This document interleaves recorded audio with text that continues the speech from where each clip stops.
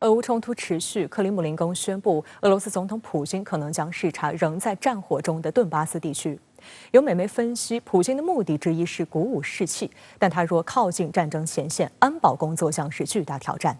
此外，俄议员警告称，西方若无视俄罗斯直接参与俄乌冲突，可能会引发近地轨道上的战争行动。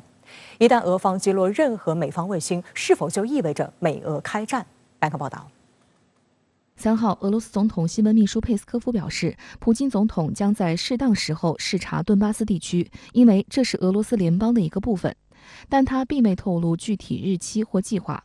此前，俄国家杜马主席沃洛金及俄联邦安全会议副主席梅德韦杰夫等多位高官都曾视察过该地区。俄联邦新闻社称，普京于2号已首次通过视频与顿巴斯地区居民公开交谈。俄政治学家谢尔盖·马尔科夫认为，普京此举发出了一个明确的信号：顿巴斯地区是俄领土不可分割的一部分。11月上旬，俄军撤离赫尔松地区的时候，俄方也曾做出过同样的表态。观察指出，普京前往乌东地区的目的之一就是鼓舞士气，但他靠近战争前线将给安保工作带来巨大挑战。目前，顿涅茨克地区是战火最为猛烈的区域。4号，俄乌双方在顿涅茨克市以北57公里的巴赫穆特地区，以及离顿涅茨克市以西约20公里的马林卡周边互有攻守。他呢要给这个地区一定的这个合法性，所以要通过这个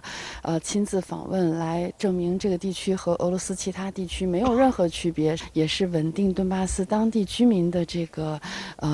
心态吧。这是一点。还有一点，我觉得就是能够看出来这场战争呢是打得非常的僵持，非常的不顺利。那么顿巴斯地区呢，肯定还会迎接一场大的这个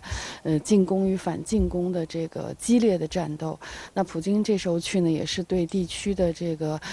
所在的这个官兵已经提振他们的这个军心，提振他们的士气。乌克兰新时代杂志网站3号报道称，这并非俄方首次发布普京将访问该地区的消息。今年9月和11月，佩斯科夫都曾做出类似表态。报道认为，俄方多次爆出此事，显示俄高层对前线信心不足。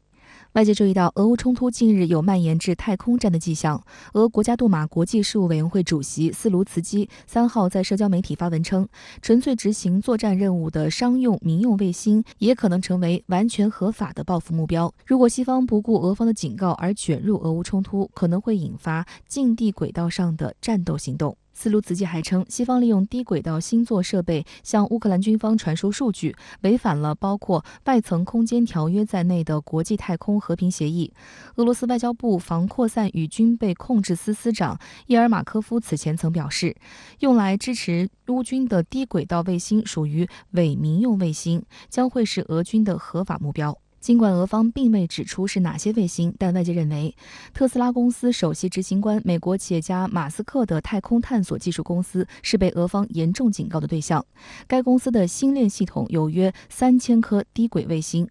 马斯克还高调承认，这些卫星支持了乌军的行动。有报道称，星链终端设备成为乌军的标配。马斯克的企业向乌军赠送了2万套接收天线等终端设备。星链计划形成1.2万颗卫星的网络，使用该系统的终端可以摆脱地面基站的束缚，这在国土面积较为广阔的乌克兰尤其适用。此外，由于星链的卫星数量多，它们的接力侦察甚至可以实现对地面目标的实时跟踪，因此星链也模糊了传统的军用卫星和民用卫星的界限，进一步模糊了太空军事化的门槛。美国前国防部长埃斯珀认为，星链提供的服务完全改变了俄乌冲突的局势。It's been essential to the battlefield from every report I see and hear. 也有专家认为，星链的军事用途不像舆论吹嘘的那么大，因为这套通讯系统无法匹配现有的任何武器系统，在战场上的应用也较为初级，更多是提供通讯功能。事实上，网上就有照片显示，乌军士兵在前线使用星链来追剧。但马斯克的星链过于高调，似乎已经成为舆论战的一部分，不利俄军士气，这令俄政府相当不满。就在1号，俄罗斯在普列谢茨克航天发射场发射联盟 2.1B 运载火箭。俄方声明中表示，这枚火箭搭载了一个供俄国防部使用的中型航天器。次日，俄罗斯空天军又在哈萨克斯坦的萨雷沙干靶场成功试射了一枚反导系统新型导弹，并顺利完成任务，以预定精度击中目标。分析认为，俄方以此来证实俄罗斯有能力摧毁卫星。半岛电视台认为，目前在太空中对卫星进行军事打击处于国际法的空白地带，但一旦俄方真的付诸行动，将导致与北约的冲突升级。美国国家安全委员会战略沟通协调官约翰·科比表示，对美国基础设施的任何攻击都会得到对等回应。那么下一步，如果要是就是像俄罗斯官员说的，可能会不排除近地轨道的这个战斗的话，那么就涉及到一个卫星所在国的这个基础设施是不是遭受到袭击的这个问题。如果要是卫星所在国基础设施遭到袭击的话，那么就会意味着俄罗斯向第三国或者其他除了交战国之外其他国动武。这种情况呢，对于俄罗斯来讲也是，后果是比较严重的，所以我觉得更多的是威慑的作用。